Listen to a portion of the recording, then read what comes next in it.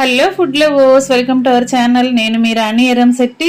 Friends, పూర్ణాలను చేసుకోవాలి అనుకుంటే పండుగ సందర్భాలే కానక్కర్లేదండి.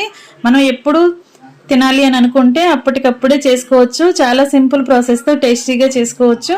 శనగపప్పు పూర్ణాలే కాకుండా పెసరపప్పుతో కూడా పూర్ణాలు చేసుకోవచ్చు అండి. ఆ ప్రాసెస్ని క్లియర్గా చూడాలి అంటే, ఇంగ్రీడియంట్స్ని కరెక్ట్గా తెలియాలి అంటే ఛానల్ని ఓపెన్ చేసి చూడండి. ఈ రెసిపీ అనేది మీ అందరికీ కూడా నచ్చుతుంది.